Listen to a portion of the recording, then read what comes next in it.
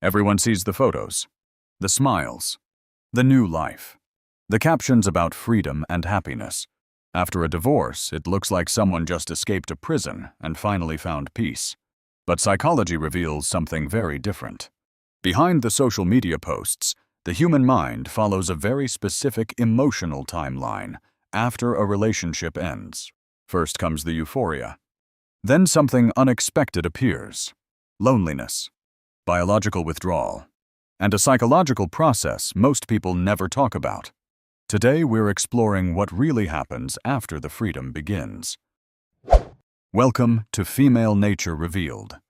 Today we explore the hidden psychological timeline that unfolds after a major relationship comes to an end. The photos appear almost instantly on social media, showing smiling faces, new beginnings, and inspirational captions that suggest total happiness. To the outside world watching these carefully curated updates, it looks like absolute freedom and a perfect escape from past troubles. But we must ask the deeper question: what actually happens psychologically behind closed doors after a major long-term relationship finally ends? Today, we are not here to judge divorce or point fingers at who was right or who was wrong in the past. Instead, we are analyzing the specific emotional timeline that often follows it, based on established psychological principles and behavioral patterns. We will look at the grief cycle, the dopamine novelty effect, and how attachment theory plays a crucial role in healing. Understanding this timeline helps us navigate the complex journey from the initial shock of separation to the eventual state of acceptance. Whether you have experienced this yourself or are watching someone go through it, this analysis offers clarity amidst the emotional chaos. Let us begin with Part 1, viewing divorce not just as a legal event, but as a profound psychological shock. According to psychology, divorce often triggers a grief response that is neurologically similar to the mourning process of a death. The Kubler-Ross model identifies 5 stages: denial, anger, bargaining, sadness, and acceptance. But they do not always happen in order. In reality, many people experience a euphoria phase first, bypassing the sadness initially because they feel a sudden release of tension. This is known as the dopamine rebound effect, occurring when a person is finally released from a high-conflict, stressful environment. Freedom initially feels like pure relief, masking the deeper emotional work that will eventually need to be addressed later on. This initial sense of liberation is powerful, but it can be deceptive, creating a temporary shield against the reality of loss. Days and weeks fly by in a blur of activity as the mind protects itself from the immediate trauma of separation. She sees a new version of herself emerging, one that feels younger and lighter, unburdened by the arguments of the past. This leads us directly into Part 2, the euphoria phase, where life feels like a grand adventure full of endless possibilities. Many experience a sensation of rebirth, channeling new energy into changing their appearance, their wardrobe, and their daily routines. Physical fitness often becomes a priority, driven by a desire for self-improvement and the biological rush of exercise-induced endorphins. Social validation plays a massive role here, as friends and followers cheer on this new chapter with affirmations and praise. Psychology calls this identity reconstruction. The individual begins to craft a new narrative about who they are, independent of a partner. Nights out with friends become frequent, providing a strong sense of peer reinforcement and a distraction from the quiet moments alone. This phase is heavily fueled by novelty dopamine. Every new experience feels heightened because it contrasts sharply with previous stagnation. There is also a profound sense of relief from conflict. The absence of daily arguments feels like a massive weight lifted. She feels like the protagonist of her own movie, finally taking charge after years of compromising for the sake of others. However, like a bubble rising rapidly, this high-energy state is often unsustainable over the long term without deeper grounding. As weeks turn into months, the initial rush of adrenaline begins to settle, and the biological reality of separation emerges. The novelty inevitably fades. The brain acclimates to the new freedom, and it no longer provides the same chemical reward. We now enter Part 3, reality adjustment, This is where the initial high wears off and daily life truly sets in. Dating psychology reveals that entering the modern dating market can be a jarring experience after a long-term marriage ends. New partners often lack the shared history, the inside jokes, and the deep familiarity that comes with a decade-long bond. Comparisons naturally appear. This is not because the ex-partner was perfect, but because the brain craves the comfort of familiarity. Long-term attachment creates a deep psychological imprint. These neural pathways do not simply vanish just because the legal papers are signed. Trust takes years to build. Realizing that you must start from zero with a stranger can feel exhausting and discouraging. The silence in the house becomes louder. The freedom that once felt expansive now starts to feel somewhat empty and echoing. The excitement of attention is replaced by the fatigue of explaining your life story over and over to different people. Psychologically, the brain begins to switch from seeking novelty back to its baseline requirement for security and predictable attachment. We start to miss the ease of being with someone who knows us without needing to perform or impress constantly. This is the reality adjustment. The realization that freedom comes with the cost of losing a witness to your life. Maintaining the image of the happy, liberated divorcee requires energy that is slowly being depleted as time moves forward. This brings us to part 4, emotional fatigue. The adrenaline is gone, and the weight of the situation settles in.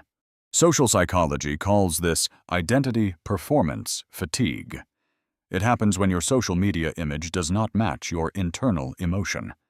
Loneliness research indicates that Sundays and evenings are often the most difficult times for those recently separated or divorced.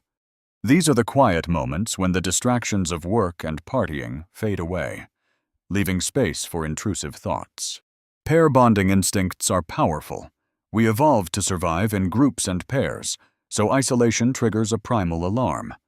The effort to project happiness becomes heavier.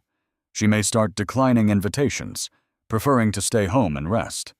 This fatigue is not just mental, it is physical. The body is processing the loss of its primary attachment figure. Sleep disturbances are common. Without the unconscious comfort of a partner nearby, the nervous system remains on high alert. The narrative of best life ever begins to crack. She realizes that freedom also means facing the world entirely alone. She starts to crave not the excitement of dating, but the boring, mundane reliability of having a partner to share chores. This leads to a period of vulnerability where the reality of the situation can no longer be masked by activity. Part 5 explores the biological factors. We must remember that humans evolved as pair-bonding mammals, not solitary creatures. After a breakup, the body experiences oxytocin withdrawal. This is a chemical crash from the lack of familiar affection.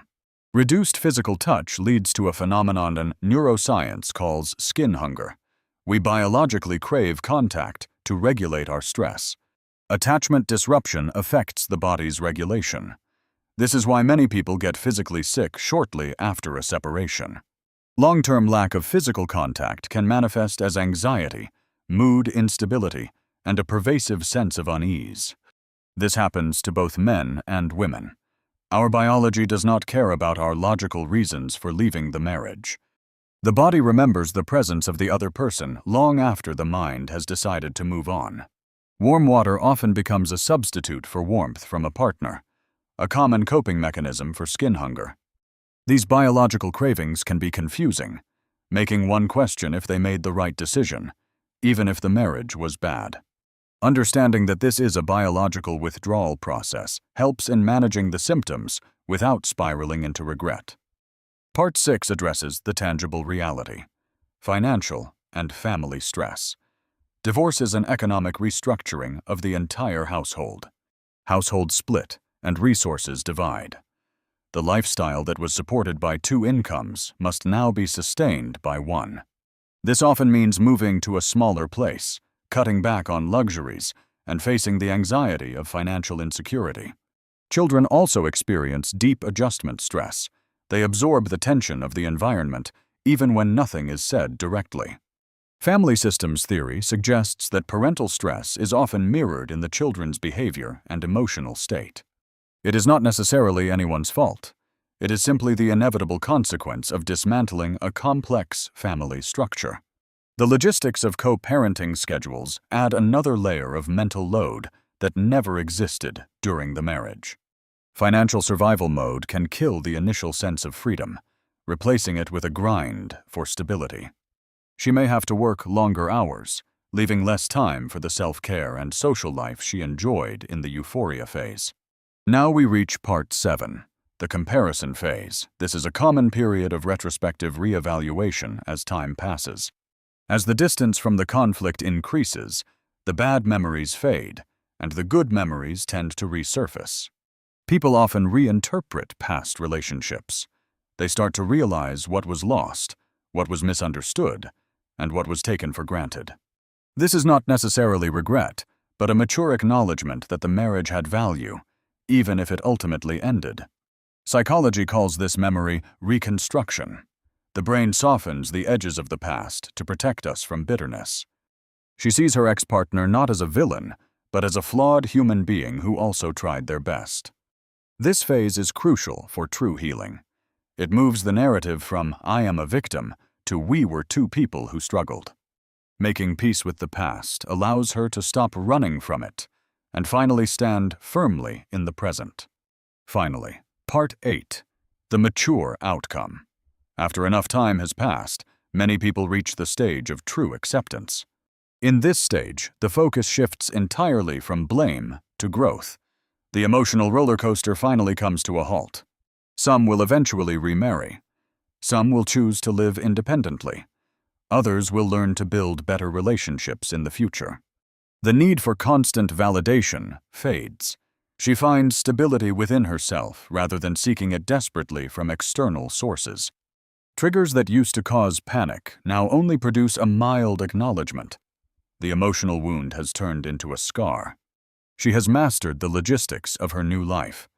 The fear of the unknown has been replaced by competence and resilience. She realizes that the divorce did not destroy her, but it did fundamentally change her into a different person. This is the true new beginning. Not the fake euphoria of the first month, but the solid ground of reality. To conclude our analysis, freedom after divorce is real, but it is not the instant commercialized happiness we often see. It is a journey through grief, biology, and identity that demands to be felt fully, not skipped over. Freedom always comes with responsibility. The responsibility to heal yourself, to manage your biology, and to own your future. The real lesson isn't whether leaving was right or wrong. The lesson is understanding the emotional cost of every life decision. If you want a follow-up video on the psychology of long-term relationships, please comment attachment below. This is Female Nature Revealed.